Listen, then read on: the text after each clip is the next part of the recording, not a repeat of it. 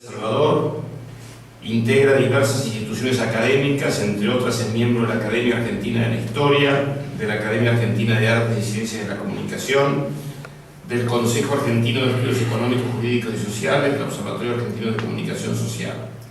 Actualmente integra la Comisión de Biblioteca del Jockey Club de Buenos Aires. En 1989 integró la Junta Ejecutiva de la repatriación de los restos del brigadier general Juan Manuel de Rosas. Ha desempeñado la docencia universitaria en la Universidad de El Salvador y en la Universidad Católica Argentina. Es autor de libros, artículos y trabajos de investigación histórica que ha publicado en medios periodísticos nacionales y revistas especializadas. Ha colaborado en la creación de UBENAR, Unión de Venezolanos en la Argentina. Ignacio, adelante. Muchas gracias, Eduardo. Bueno, muchas gracias a todos ustedes presentes. Aprovecho para agradecer al CAI que nos facilita esta posibilidad, esta conferencia, y bueno, y el honor de compartir esta mesa con dos amigos, Eduardo Sadús, a quienes todos conocen, y a Giovanni Mesadorta, presidente de UBENAR, Unión de Venezolanos en la Argentina, por el cual y por dicha causa trabaja a destajo por los venezolanos aquí exiliados por la situación actual de su país. Entrando en el tema, luego de la exposición de Giovanni, esa brillante exposición descriptiva de lo que fue Miranda y del ideario de Miranda, denominado no arbitrariamente el precursor, me toca a mí deslizar los hechos que se produjeron en mayo de 1810 y su acontecer posterior y sus consecuencias. Como todo hecho histórico-político, ¿podemos definir a mayo de 1810 como una revolución? Creemos que sí. Pero ahora, ¿qué tipo de revolución? Como hecho político, no está exento a los factores internos y a los factores externos. ¿Por qué digo esto?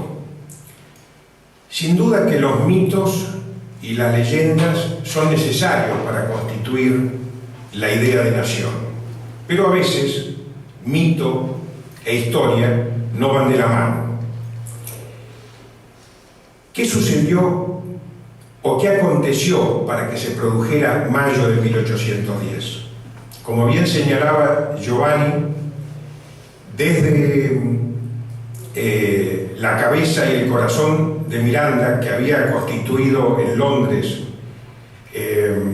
aquella sociedad, la Gran Reunión Americana, donde concurrían de distintos puntos del Imperio Español.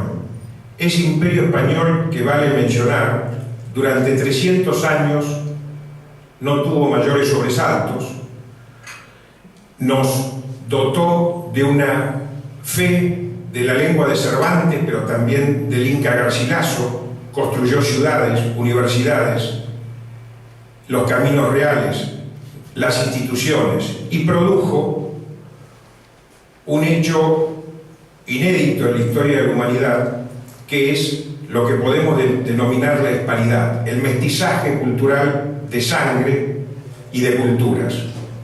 Más allá de leyendas negras, hoy remixadas en leyendas negras modernas que aún siguen vigentes y que cobran fuerza, como vemos todos los días.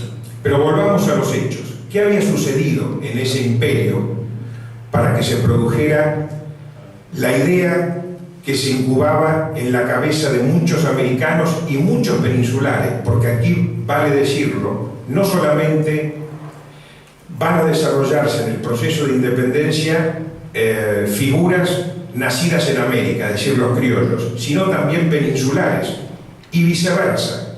Por eso que el proceso de independencia tiene desde su inicio o desde su gestación un elemento de guerra civil. Pongamos ejemplos. Goyeneche, el virrey del Perú, era un criollo nacido en Arequipa. Larrea y Mateo, integrantes últimos de la Junta de Mayo, eran peninsulares y ricos comerciantes.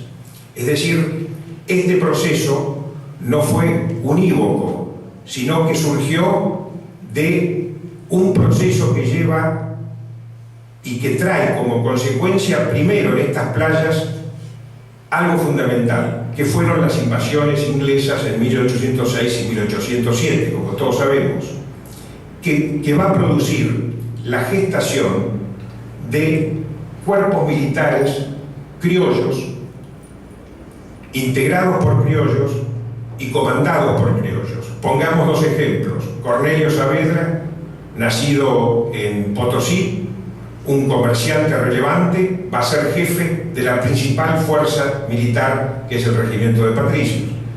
Juan Martín de Pueyrredón, un hacendado, será el comandante de los húsares.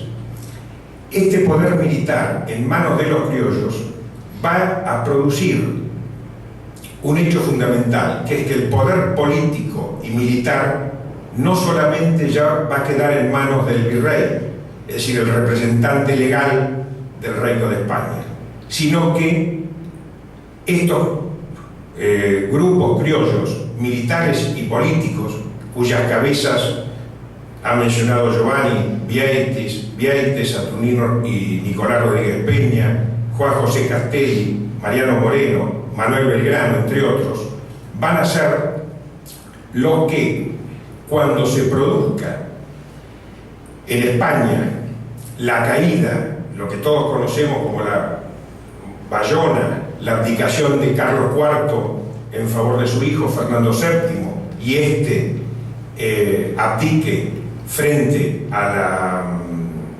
la preponderancia absoluta de Napoleón, que va a ingresar a España y a Portugal, se va a producir un hecho que jurídicamente, más allá de que muchos de los actores de Mayo estuvieron imbuidos de ideas de la Ilustración francesa, pero es un hecho oculto que en realidad no hacía falta recurrir a la Ilustración francesa frente al hecho de la vacancia real. La escuela de Salamanca, recordarán a Vitoria, al jesuita Suárez, que hablan ya del pacto político, y este será el argumento fundamental para, en mayo, en la Junta del Cabildo Abierto, Castelli esgrima con mayor fuerza el sentido de la reversión de la soberanía ante la vacancia real al pueblo soberano. Esto va a implicar que la primera junta, hoy olvidada, que es la del 24 de mayo, sea depuesto Cisneros como virrey, pero presida dicha Junta de Mayo.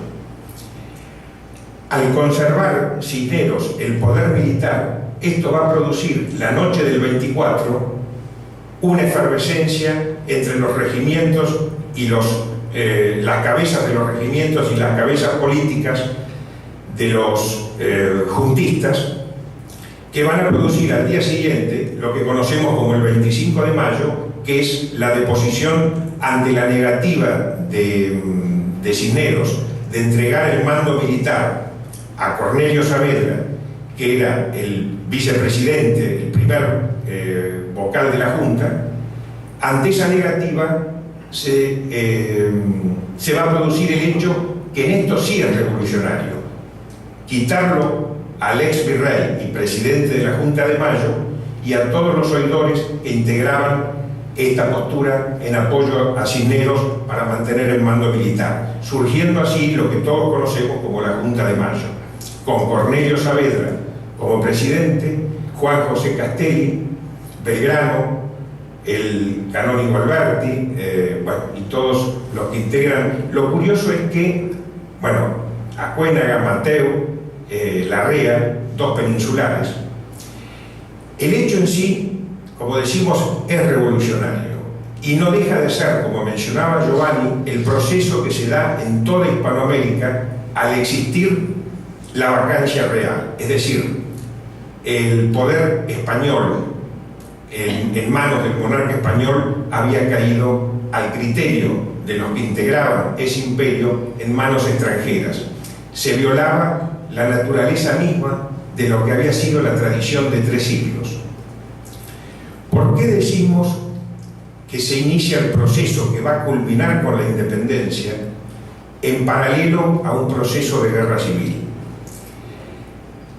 Llama la atención cuando ya instalada la Junta de Mayo y convocados las circulares a los cabildos del interior de ese vasto virreinato que era tan heterogéneo como la banda oriental, el Alto Perú y el Paraguay, algunos de esos cabildos van a responder en común acuerdo con la idea del Cabildo de Buenos Aires, pero también van a surgir las tensiones que el virreinato había contenido, las tensiones que hacían de un puerto de Montevideo en competencia con un puerto de Buenos Aires. Y se van a producir efectos como la contrarrevolución o intentos de la contrarrevolución en manos nada menos de una figura emblemática que había sido secundada por el propio Cornelio Saavedra en las invasiones inglesas, que es la figura de Santiago de Liniers desde Córdoba. Estas marchas y contramarchas, que culminarán con el fracaso del proceso contrarrevolucionario y la muerte del fusilamiento de Liniers y de los que acompañaban el proceso contrarrevolucionario en Cabeza de Tigre, va a llevar a que la Junta envíe dos ejércitos, uno al mando de Castelli, el Alto Perú, que va a fracasar, y otro al frente de Manuel Belgrano al Paraguay, que también va a fracasar. En el caso del Paraguay vale mencionarlo porque ya veremos el resultado de todo este proceso, son las fuerzas centrífugas que lleva implícito este proceso. El Paraguay prácticamente desde 1811 va a quedar enquistado en su propia frontera, y así permanecerá, primero con Gaspar Rodríguez de Francia y luego con Solano López. ¿Qué va a pasar ante esto?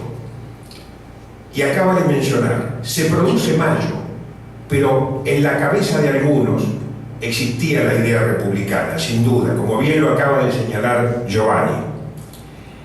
Entre los que tenían en la cabeza el modelo republicano como la mejor forma de gobierno para esta nueva situación que se presentaba ante la vacancia real, vale mencionar aquellos que no se encontraban en mayo de 1810, pero que se encontraban en este momento en Cádiz, entre los que podemos mencionar a Carlos María de Alvear, José de San Martín, Matías Sapiola, Chilabert, Vera, Anchorís, Clérigo, entre otros americanos rioplatenses, pero junto a otros hispanoamericanos, como bien señalaba Giovanni, que tenían en la idea del precursor Miranda esa red americana en búsqueda del fin del absolutismo. Ahora, que eso no implicaba en algunos el caso de la adscripción a un modelo de monarquía constitucional y en otros al modelo de república. Aquellos logiados de Cádiz, en la logia de los caballeros racionales que presidía Alvear, es curioso ver las fechas de los pedidos de licencia en el ejército español. Todos difieren por diferencias de días y semanas, es decir, respondiendo a un plan perfectamente premeditado.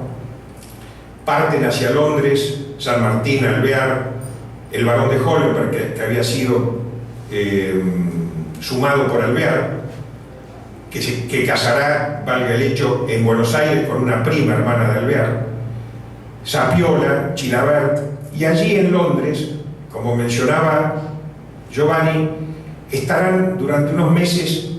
Ya Miranda no está en Londres, pero está Andrés Bello, está Fray Servando Teresa Mier, un clérigo mexicano, que es muy curioso, porque claro, se desconocen de ellos las formas o los modos de iniciación en ese grupo logiado en Cádiz. Fray Servando Teresa Mier va a ser en México llevado ante un tribunal de la Inquisición porque un corsario español toma un navío en el Caribe y entre los elementos que encuentra una lista de aquellos integrantes de esa logia o de esa hermandad hispanoamericana de distintos puntos del Imperio Español.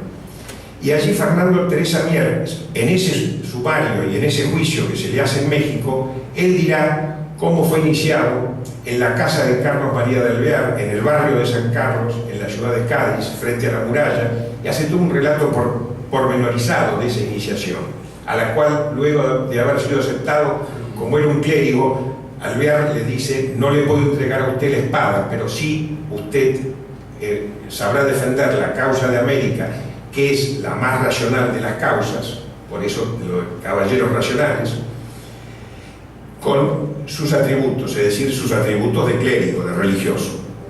Valga esta digresión para decir que estos hombres que desembarcan en la fragata Canning en marzo de 1812 van a actuar ya sobre lo que venía sucediendo a partir de mayo de 1810.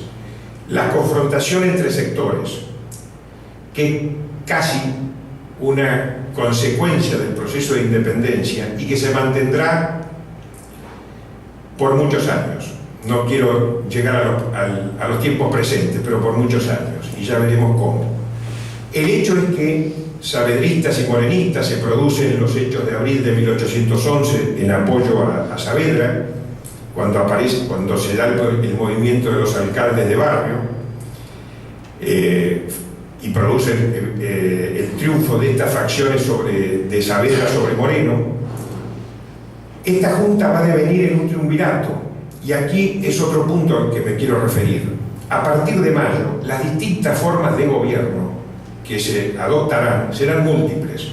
Tendremos triunvirato, tendremos directorios, tendremos sistema presidencial efímero, tendremos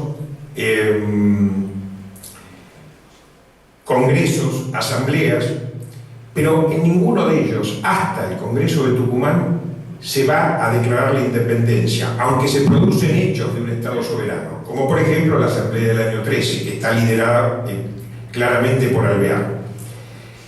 Alvear, perteneciendo a este grupo que había arribado en 1812, va a producir, aunque suene políticamente incorrecto, el primer golpe de Estado cívico-militar, que es la deposición del primer triunvirato y la instauración del segundo triunvirato, que va a derivar en el directorio, donde Alvear va a ser la figura predominante, y luego su tío, Posadas. ¿Qué pasará en el entorno de este territorio virreinal? Y vuelvo al tema de la guerra civil. Es curioso, una figura predominante en este proceso, que es Manuel Belgrano, uno de los padres de la patria,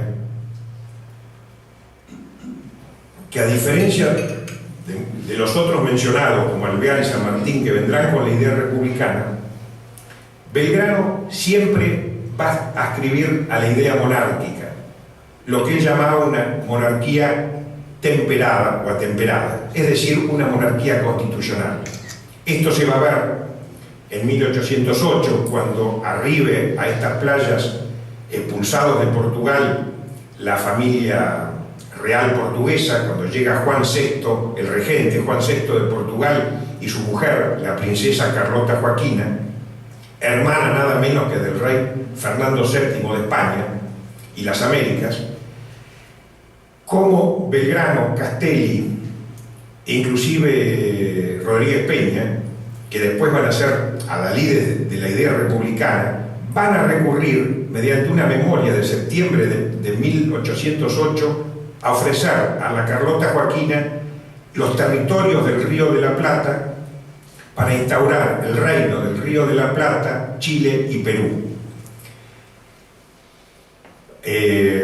Nada más lógico, ¿quién podía dudar de los derechos de representación del monarca español que en manos de la princesa Carlota Joaquina? Este proceso, que fracasará porque justamente a partir de 1808 Inglaterra va a ser aliada y no enemiga de España contra Napoleón, no va a permitir que se produzca este proceso.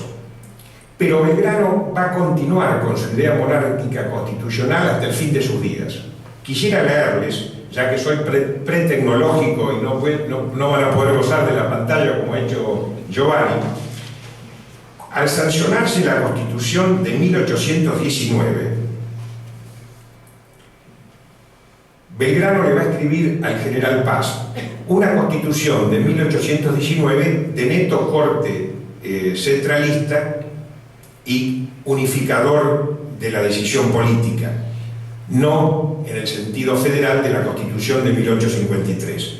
Le dirá Belgrano a Paz: esta Constitución y la forma de gobierno adoptada por ella no es, en mi opinión, la que conviene al país, pero habiéndola sancionado el soberano Congreso Constituyente, esto es a posteriori del Congreso de Tucumán, que ya ha declarado la independencia de las provincias de Sudamérica, pero que no fija forma de gobierno porque no estaban de acuerdo entre los congresistas.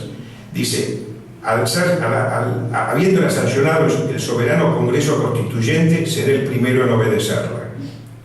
Y continúa: que no teníamos ni las virtudes ni la ilustración necesaria para ser república, y que era una monarquía moderada lo que nos convenía.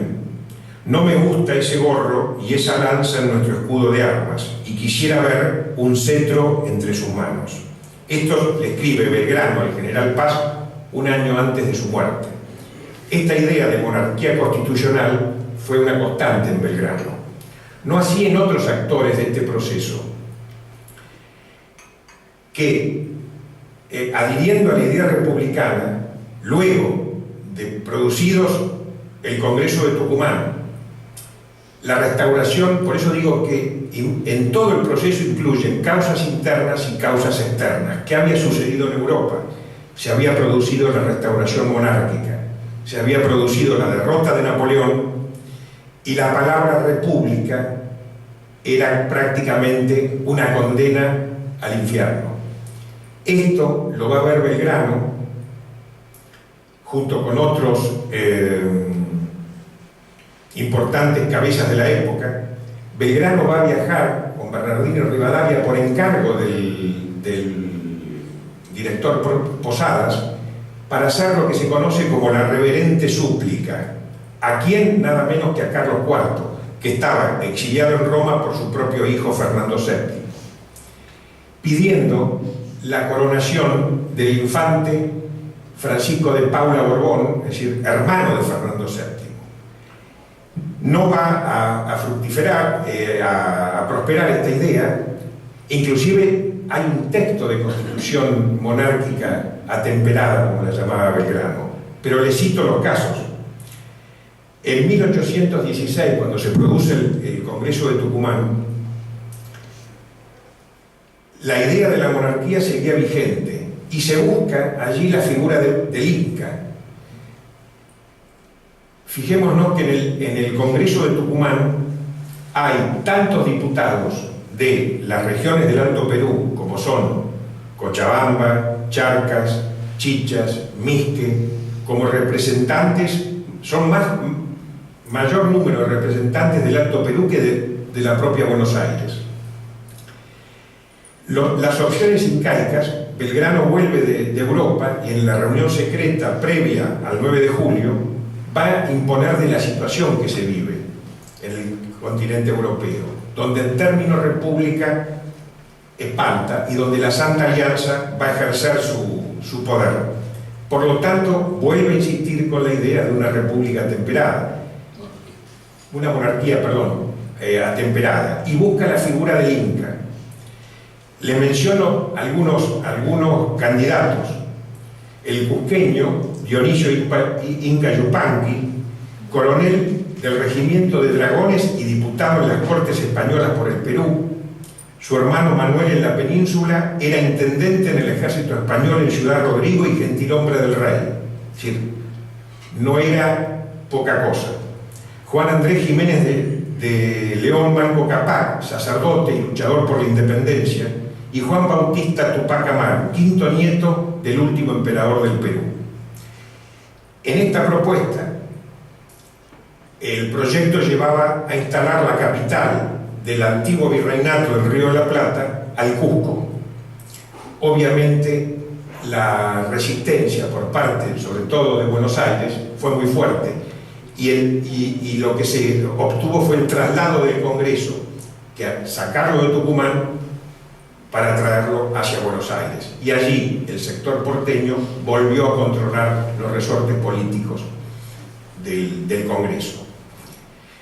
Me olvidé de mencionarles la Asamblea del año 13, que es un caso similar. Produce hechos soberanos, acuña moneda, declara el himno como la canción patria, va a abolir los títulos de nobleza, los elementos de tortura, etc. Pero no habla de la forma de gobierno. Y el Congreso de Tucumán declara la independencia de las provincias de Sudamérica y a instancias del Reino de España y de los Borbones, y a instancias del diputado Medrano, que agrega a posteriori y de toda dominación extranjera. Ahora bien, vuelve sin dejar de hablar de la forma de gobierno. ¿Por qué? Porque convivían allí en ese Congreso, y ahí está la excepcionalidad del hecho de la independencia, directoriales, unitarios, federalistas, monárquicos, constitucionales y republicanos.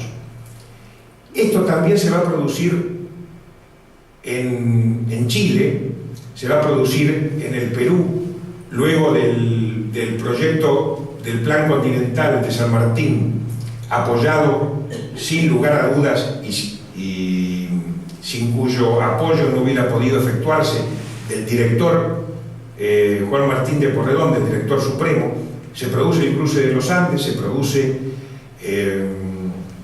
la liberación de Chile, de allí la expedición marítima al Perú. Y fíjense que las disputas entre absolutistas y atemperados, ya sean monárquicos o republicanos, no solo se va a vivir dentro de lo que podemos denominar los hispanoamericanos, también se va a vivir en España. En España se había dado la Constitución Liberal de 1812, luego abolida por Fernando VII, restaurando el absolutismo monárquico, y también se va a dar en tierra americana, donde, por poner un ejemplo, Pezuela va a ser un absolutista manifiesto, y donde, al ser reemplazado por el general de la Serna, que era un liberal constitucionalista, va a tener un hecho, va a producirse un hecho fundamental en el desarrollo de América, que es el encuentro entre de la Serna y José de San Martín, en lo que se conoce como el encuentro en la hacienda de Punchauca. ¿Cuál es la propuesta allí? De San Martín a la Serna, que muestra un hecho fundamental en este caso, que es el republicano San Martín, arribado en 1812, frente a la realidad que ve en América, troca ese republicanismo por una monarquía atemperada. Y allí le va a ofrecer al general español La Serna el cese de las hostilidades, abrazarse en el campo de batalla y buscar la forma de una monarquía constitucional atemperada, ofreciéndose incluso él a viajar con La Serna a España para defender este proyecto. No olvidemos que San Martín contaba con su hermano, Justo Rufino, militar e integrante del Ministerio de Guerra español, que había permanecido en la península como un español más.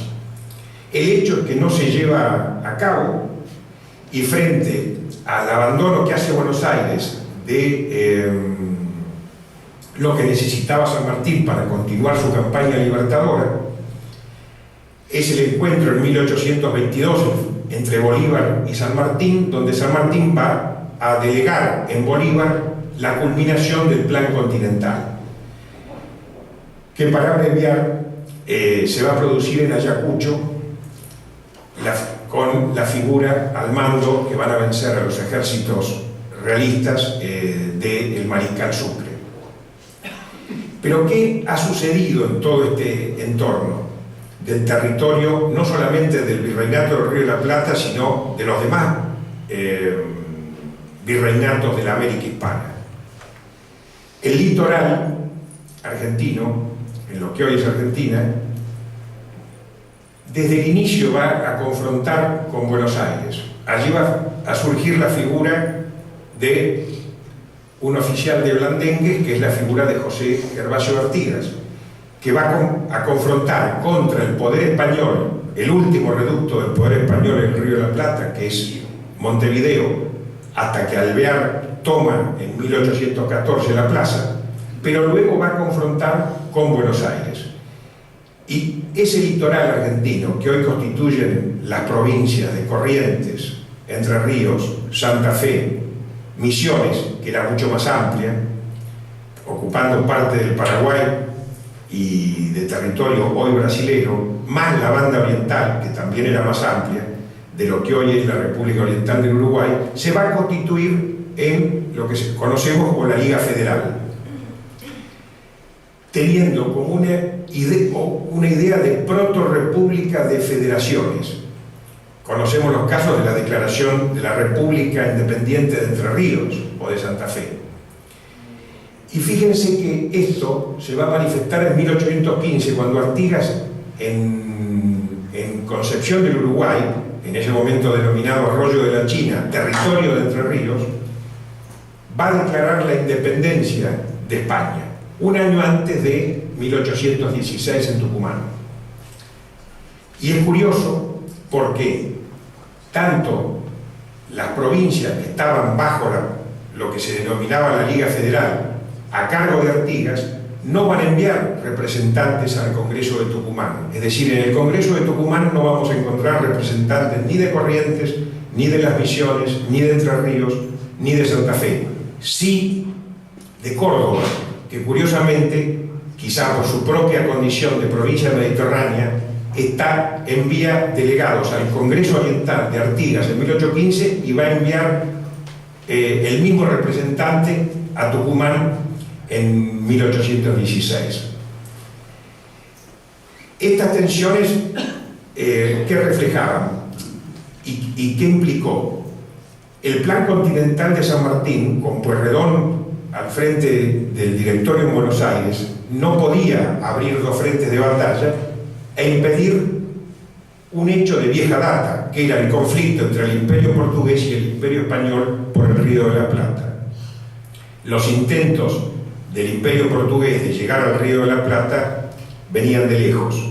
Aprovechando esta situación es que el Imperio portugués, aún no el Brasil independiente, en 1817 ocupa la banda oriental. Evidentemente Pueyrredón no puede abrir dos frentes cuando estaba el objetivo puesto en el cruce de los Andes. Esta situación en la banda oriental va a perdurar hasta 1825, en que se va a producir la guerra con el Brasil. Un hecho curioso que es la conexión, en lo que hablaba Giovanni, de todo el mundo hispanoamericano. Se le llega a ofrecer a Simón Bolívar, Alvear, la alianza para que atacara al Brasil desde el norte. Simón Bolívar la rechaza por un tema de... Él estaba viviendo allá los propios desencuentros que se vivían en estas tierras entre las tensiones en lo que era la Gran Colombia y, como mencionó Giovanni, en 1830 Venezuela se separará de Colombia y Ecuador se separará del territorio colombiano. Lo mismo nos va a suceder a nosotros en el Alto Perú. San Martín, un elemento fundamental para el cruce de los Andes, además del apoyo de Pueyrredón y de las provincias del interior, es el apoyo que le da, luego del encuentro que ellos mantienen, Güemes en el norte, Jujuy y Salta, con figuras olvidadas, pero que sin duda constituyeron el freno a los avances de los ejércitos del Perú sobre el Alto Perú, que son lo que conocemos como las republiquetas altoperuanas.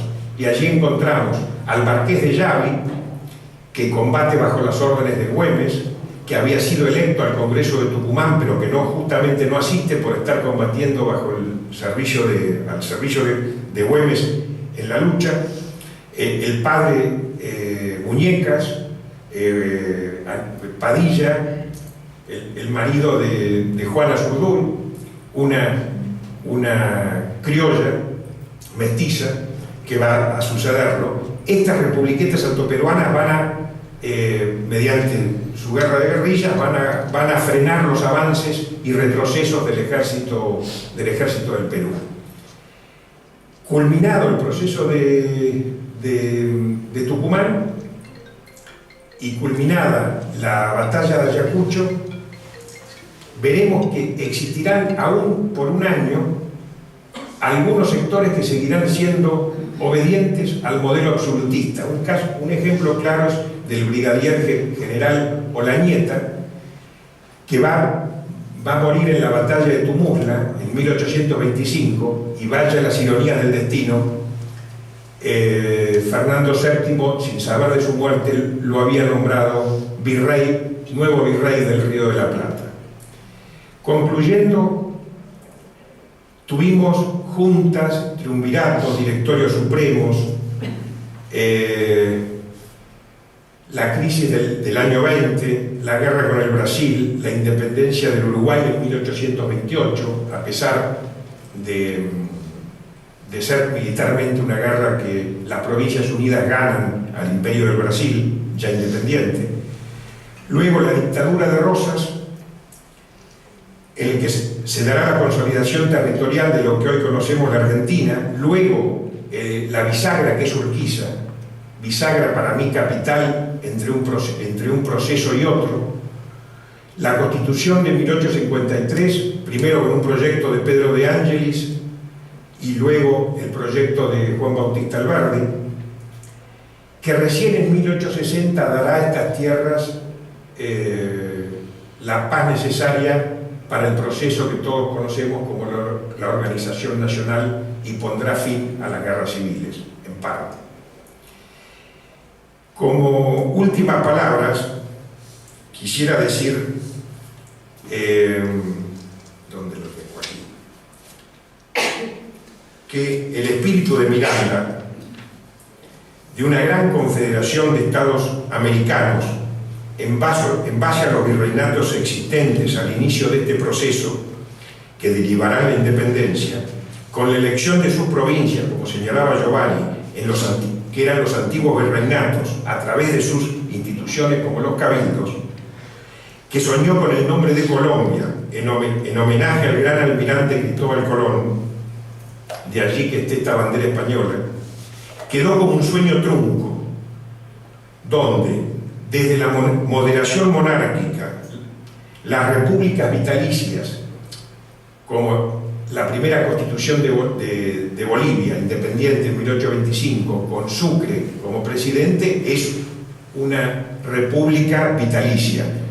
En cierta manera era una forma monárquica republicana, en el sentido de esconder un proyecto monárquico dentro, porque la palabra monarquía ya sonaba mal, pero no una república vitalicia que no dejaba de ser una monarquía. Las repúblicas vitalicias, el sistema de federación del que hemos hablado, o de unitarismo centralista, tuvieron una suerte dispar en las muchas repúblicas que nacieron a la independencia, desmembrándose los territorios de los antiguos virreinatos del Imperio Español. Pero como bien sostiene el historiador holandés Peter Gild, que la historia es un argumento sin final, podemos sostener que al ver hoy nuestro continente, la deuda sigue en pie entre los conceptos no antagónicos de libertad, orden, república y democracia, contraria a tantas tiranías que aún se sostienen o acechan en el territorio hispanoamericano. Muchísimas gracias a todos.